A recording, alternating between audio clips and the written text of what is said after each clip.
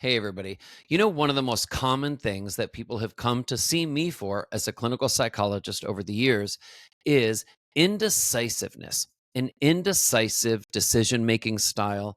Basically, if you have difficulty making decisions, choosing between decisions, maybe you're a little perfectionistic and you kind of get stuck trying to figure out what the best decision is. Maybe you can be a little obsessive. And so this is sort of like a mental quicksand when it comes to making decisions. And the truth is, it doesn't have to be this way.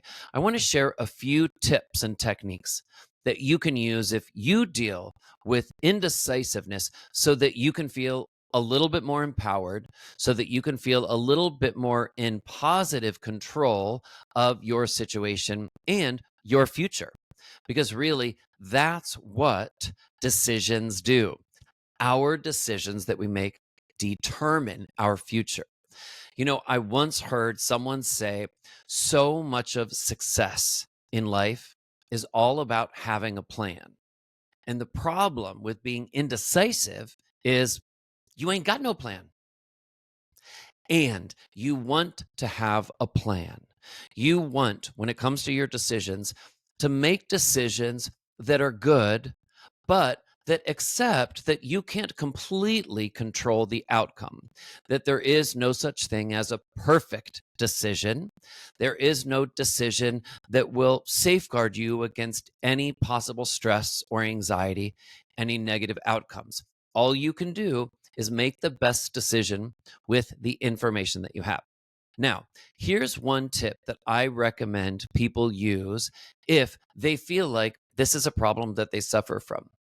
The next time you have something and you're feeling indecisive about it, you're not sure exactly what to do, which decision to choose, ask yourself this: which category of importance would I put this decision in? Is this decision that I'm kind of mulling over, is this a minor decision, a fairly important decision, or a really important decision? Really important decisions are often major life decisions or decisions that could have really serious impacts on others.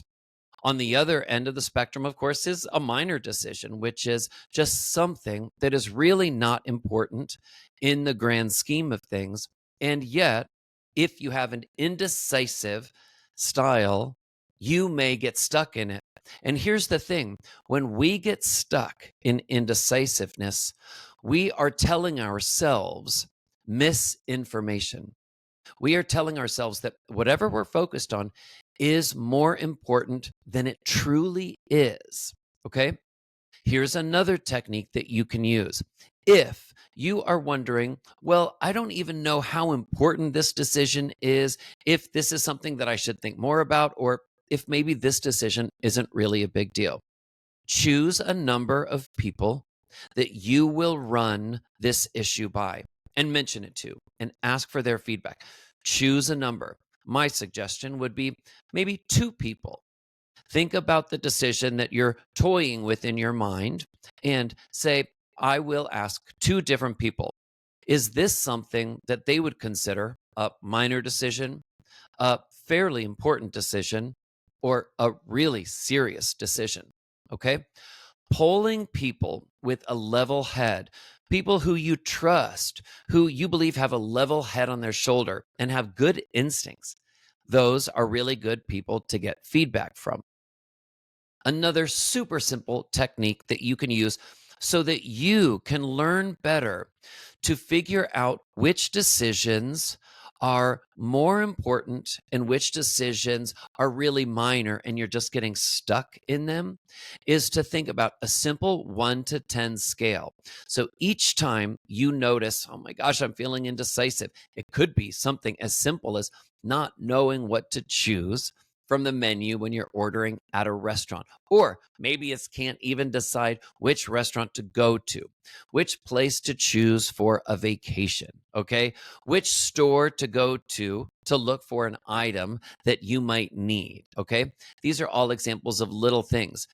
You can ask yourself this: on a 1 to 10 scale, How caught, how stuck am I in this decision? 10 being the most severely stuck, total quicksand. Your mental sort of ankles are locked in that quicksand and you cannot move. That's a 10. That's how bad it would be if you're that stuck. Versus a 1 is you're not stuck at all. You know exactly which decision you want to make. You have total clarity. You feel easy breezy about it. Okay. Ask yourself the next time you get stuck in indecision, ask yourself, what number am I on what I would call the stuck scale? What number? Maybe a 6 or maybe a 9?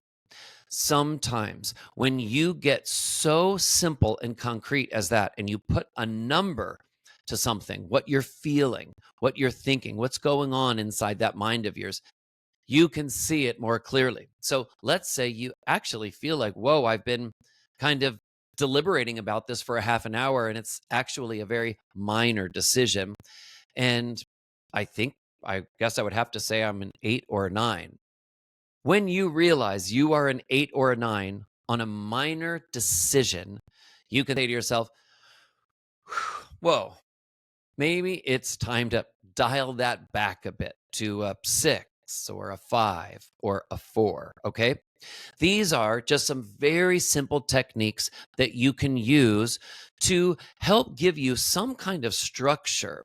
Because when you get stuck in indecision, it can feel like your mind is like Los Angeles highway systems, overpassing, under, crossing over. You can picture it, can't you? There are great images on the internet of the Los Angeles highway system. And you can tell, by the way, where I live when I bring up that example. But that's how it can feel in your mind. So overwhelming, so many competing thoughts at once. And all you really want is clarity. Okay. The final technique that I want to share with you, though, is perhaps the most simple. And it's this one. You are, let's say, really stuck, feeling indecisive about something. If you don't know exactly which decision is best for you to choose at the time, say to yourself, okay, you know what? I am going to pause. I'm going to stop this decision making process right now, and I'll come back to it in 30 minutes. But I'm not letting myself off the hook right there. Even though I was indecisive, couldn't decide about something on this one issue, there is one thing that I will commit to doing now. There is one decision that I will make now. And you know what? It could be as simple as you're going to walk into the kitchen and get something to eat, or you're going to check an email for work, or it could be that you are going to run to the bathroom for a minute. It could be that simple. But this is a way to close the mental loop that you got stuck in by saying, hold on.